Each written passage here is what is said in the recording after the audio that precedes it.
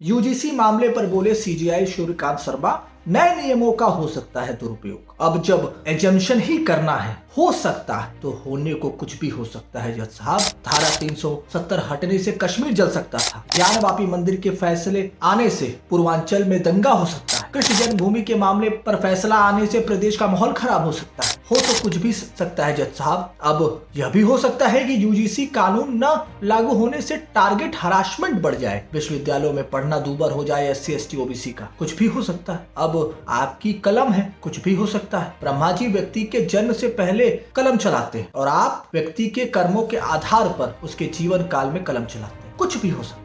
खैर, नई तारीख दिया है आपने 19 मार्च 2026, तो उसकी भी प्रतीक्षा यह एसटी ओबीसी समाज कर लेगा, जब सैकड़ों वर्षों से प्रतीक्षा कर ही रहा है। वैसे सनद रहे, समस्या को दरी के नीचे दबा देने से वो गायब नहीं हो जाएगी। इस यूजीसी कानून ने इतिहास के पन्नों को फिर से पलट दिया। जिन्हें 1990 के दौर का विजुअल नहीं देखा है, वो आज देख ले। सुप्रीम कोर्ट के स्टे से पहले देश में फिर 1990 जैसा माहौल था। याद है ना मंडल कमीशन का वो दौर? अखबारों के पन्ने भरे पड़े थे बुद्धिजीवों के लेखों से। सड़कों पर आंदोलन को देखा, विरोध तब भी हुआ था, आज भी विरोध है, नया कुछ नहीं इसमें। 1989 में मोरारजी देसाई सरकार की ओर से गठित मंडल आयोग के अध्यक्ष बिहार के पूर्व मुख्यमंत्री बाबू बिंदेश्वरी प्रसाद मंडल। आयोग ने केंद्र सरकार की नौकरियों और शैक्षणिक संस्थानों में अन्य पिछड़ा वर्ग ओबीसी के लिए 27% आरक्षण का प्रस्ताव किया। यह रिपोर्ट 11 साल तक गुमनाम पड़ी रही। वीपी सिंह ने उसे इतिहास के कूड़ेदान से निकालकर और 7 अगस्त 1990 को लागू करने का ऐलान कर दिया। कुछ लोगों की नजर में लंबे समय से प्रतीक्षित सामाजिक न्याय की दिशा में एक कदम था। सवर्ण नेताओं ने इसे पिछड़ी जातियों के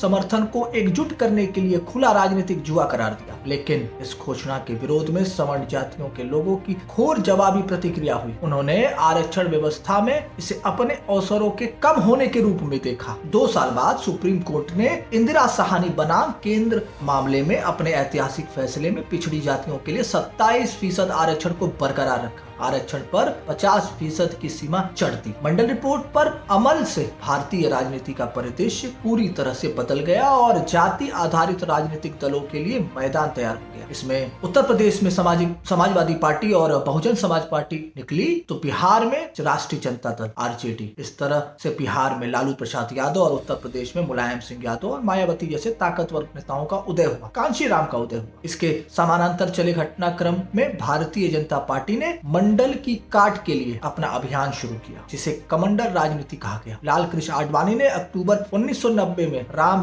रथ यात्रा शुरू की, जो हिंदुत्व की छतरी तले सभी हिंदू जातियों को गोलबंद करने की कोशिश थी। मंडल की राजनीति अभी भी जीवित है और 3 दशक बाद भी उसका असर जारी है, दिख रहा। दबदबे वाली जातियां गुजरात में पाटीदार, हरियाणा में जाट और महाराष्ट्र में मराठा पिछड़े वर्ग में शामिल होने और अपने लिए आरक्षण हासिल करने के आंदोलन को आज भी वो आंदोलन कर रहे हैं। ओबीसी की सूची में आना चाहते। जाति की राजनीति अब जाति आधारित दलों तक सीमित नहीं है। भाजपा ने अभी अपना हिंदुत्व एजेंडा छोड़े बगैर इस खेल को खेलना सीख लिया है। यूजीसी कानून इसी की एक बानगी है।